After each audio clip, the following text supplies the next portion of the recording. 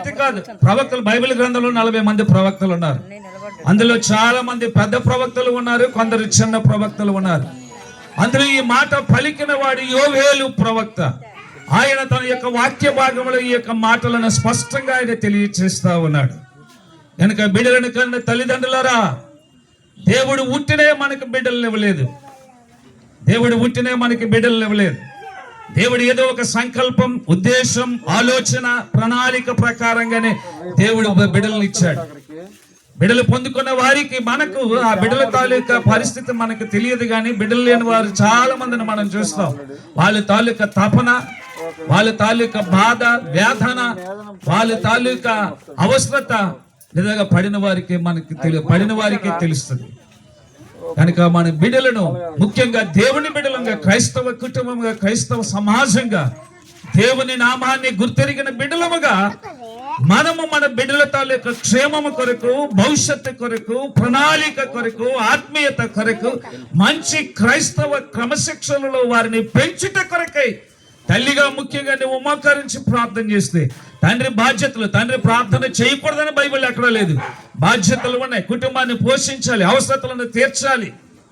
ఆయన సమయానుకూలంగా ఆయన కూడా ప్రార్థన చేయాలి. ప్రార్థన చేస్తున్న భార్యతో కూడా ఏకీభవించి ఇచ్చేస్తే, ఇందాక నేను చెప్పానే, కింతల పాలు గారి కుటుంబం, వాళ్ళిద్దరు ప్రభు దగ్గరికి వెళ్ళిపోయారు.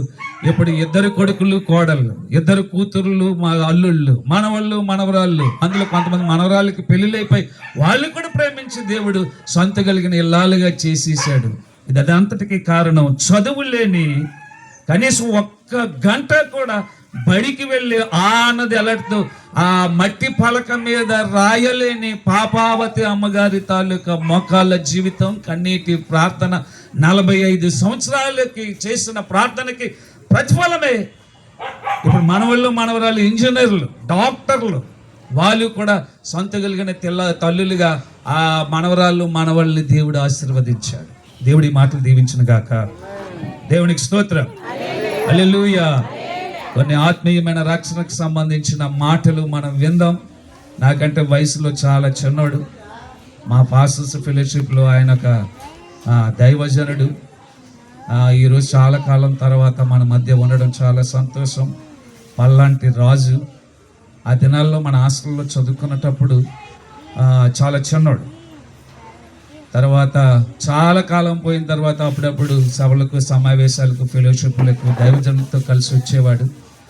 ఇప్పుడు ఆయన తనకున్న డ్యూటీని, పనిని, బాధ్యతను ప్రక్కన పెట్టి ఒక చక్కటి మంచి గ్రామంలో దేవుని యొక్క పరిచర్య చేయటానికి తన జీవితాన్ని ఆయన సమర్పించుకొని దేవుని యొక్క సేవ కొరకై తనకున్నదంతటిని విడిచిపెట్టి పరిచర్య కొరకై వచ్చాడు.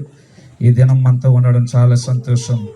ఆయన దగ్గర నుంచి కొన్ని రక్షణకరమైన మాటలను మనం ఆలకిద్దాం, విందాము. దయచేసి అందరూ సహకరించాలని నేను ప్రభుపేట మనవి చేస్తూ ఈ సమయాన్ని సహోదరుడికి అందిస్తున్నాను.